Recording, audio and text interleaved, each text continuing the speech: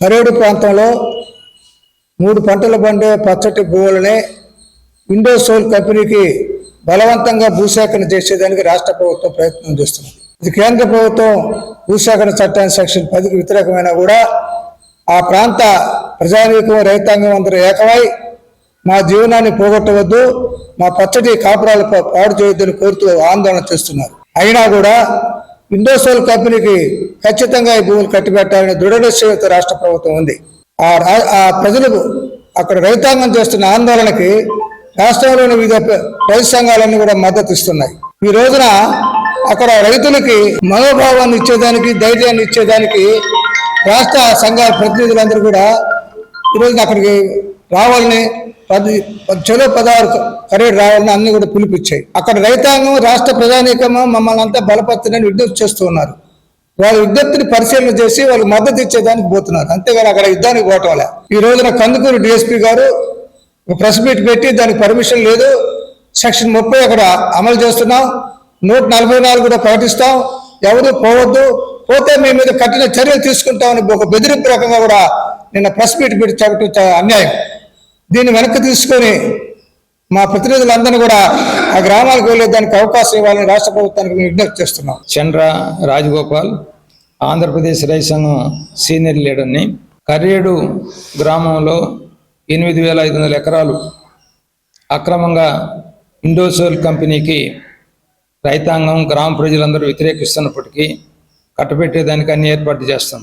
రైతులు, గ్రామస్తులందరూ కూడా తమ ఉపాధి, జీవనం పోద్దని చెప్పి అందరూ వ్యతిరేకిస్తూ ఉంటే రేపు రాష్ట్రంలో ఉండేటువంటి రైతు నాయకులు అందరూ కూడా వెళ్ళి వాళ్ళకి సంఘీభావం ప్రకటించేదానికి వెళ్తామంటే నైతికంగా చట్ట ప్రకారం ప్రజాస్వామ్యాన్ని కూనీ చేస్తూ 30 యాక్టు అట్నే 144 సెక్షన్ పెట్టి ఆ గ్రామంలోకి ఎవరు ఎంటర్ కావద్దని చెప్పడం అనేటువంటిది, దీన్ని మేము రైతు సంఘం తరఫున తీవ్రంగా వ్యతిరేకిస్తున్నాం. ఏ రైతులైతే ఓట్లు వేశారో ఆ రైతుల మీద ఈరోజు తెలుగుదేశం పార్టీ, అట్నే బీజేపీ, జనసేన యుద్ధం ప్రకటించడం అనేటువంటిది చాలా దుర్మార్గం. అందువల్ల రేపు రైతాంగానికి మద్దతుగా దీన్ని ప్రభుత్వం వెనక్కి తీసుకొని 30 యాక్ట్ని, 144 సెక్షన్ని రైతులు ప్రశాంతంగా అక్కడ సభ జరుపుకునేదానికి అనుమతించడం అనేటువంటిది ప్రజాస్వామిక సూత్రం.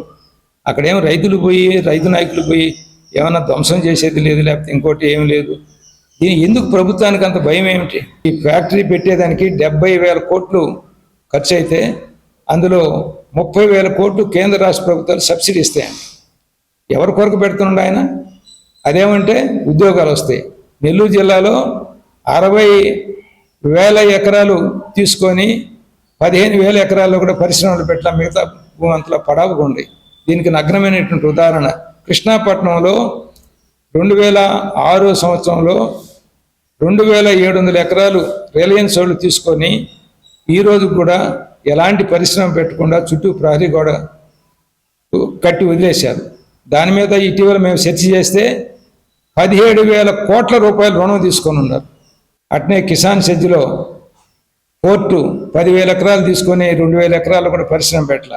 వీటన్నిటి మీద రుణాలు తీసుకున్నారు. అందువల్ల ఈరోజు రాష్ట్ర ప్రభుత్వం అప్రజాస్వామికంగా ఈ చర్యలను ఆపేసి అక్కడ రైతుల కోరికలను మన్నించాలని, రేపు రైతు సంఘం తీసుకున్నటువంటి కార్యక్రమాన్ని ప్రభుత్వం అనుమతి ఇచ్చి ప్రశాంతంగా జరిగేదానికి చర్యలు తీసుకోవాలని, లేదంటే ఈ రాష్ట్ర ప్రభుత్వానికి ప్రజలు బుద్ధి చెప్పాలని కోరుతున్నాను.